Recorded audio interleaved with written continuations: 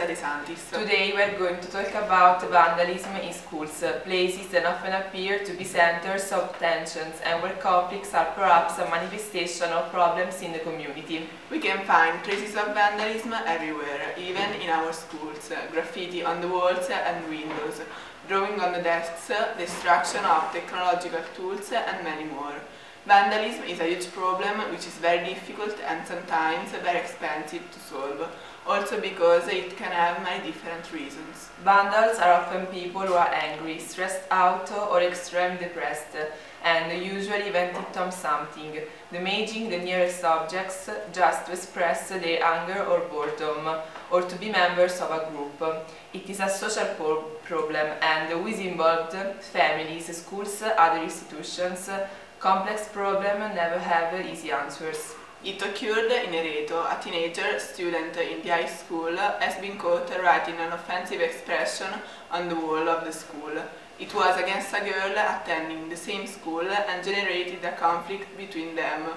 Let's go now to our field reporter Martina, who is in Ereto, to make us understand what really happened. Thank you, Elisa. I'm outside the high school Piano Rosa in Ereto, where, as you can see, a pupil has written on the walls of the building in order to offend the companion who he had a discussion with. The boy has been caught red-handed, and the resulting reaction of the school and the companion has involved the families too.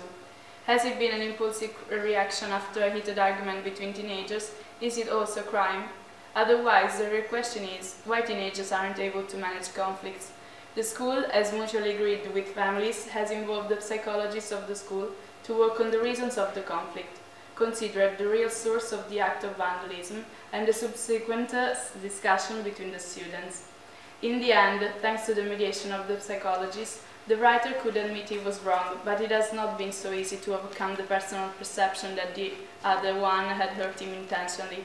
Let's listen to the witnesses who will be interviewed by the Studio 3.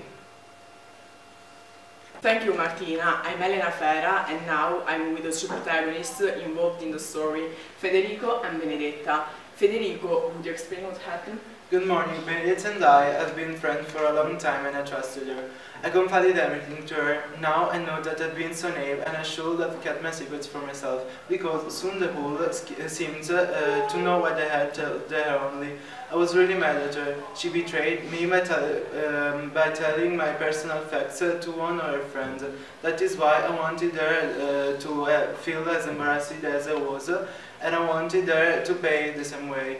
And you, Benedetta, how did you feel? When I was told about the things about me on the wall, I couldn't believe it, and I didn't realize the reason, and felt confused and angry. My friend had struck me down without any reasons. Only later I have known why. I didn't mean to hurt him when I texted a friend of mine revealing her something I had promised I wouldn't tell anyone. And then the voice had to be spread, because I did not tell it to anyone else, and now I realize that I should not have told that thing to that girl. Anyway, but I still feel Federico's reaction has been too exaggerated. I've known about the work you have done with the school psychologist, and now, how would you consider the way you behaved? I've understood that I have to be careful when I choose a confidant, and that if I had tried to talk her, we would have solved the problem by ourselves, just communicating. I agree with him and can understand, because I've been betrayed too. Nevertheless, he behaved badly and admitted it. Now, thanks to the mediator, I've understood that Federico has been a victim too. And now, let's go to Valentina Soletti, who's going to interview the principal of the school and the psychologist who's been the scholastic mediator in the conflict. Thank you, Elena. I'm in the office of the headmaster of Liceo Piano in Ereto, Mr. Lorenzo Amiconi, and Antonio Sciamanna, the school psychologist. Good morning, Mr. Amiconi. What's the role of the school in this situation?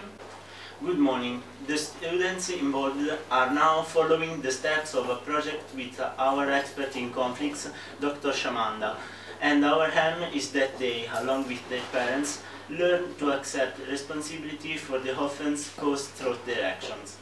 Conflicts are in many ways a test of school culture and climate, and how we respond is the measure of our school character.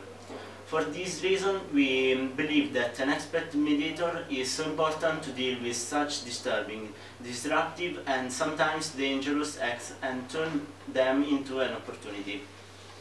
Dr. Shamanna, would you please explain what your program consists of and what you did to help the teenagers understand each other's point of view? What happened is an expression of misunderstanding between two people who felt that their basic needs had been frustrated. I tried to facilitate open communication between participants, creating a safe and not judgmental environment and encouraging participants to be respectful and understand other points of view. I helped Federico and Benedetta clarify their points of disagreement and identify options and guide them towards a mutually beneficial outcome. When they understood that the other one was not the problem and that they could share common motives to collaborate, they found the willing to listen to the other's perception of the fact. The path of mediation started from that point. You can find any details of my method in the training guide for mediators in education, written with other European colleagues. Thank you, Mr. Shamanna. Conflicts in school can find a possible answer in mediation, and the challenge is getting the most out. Friends as they were before. Thank you all for being here with us. It's all for now. Good afternoon.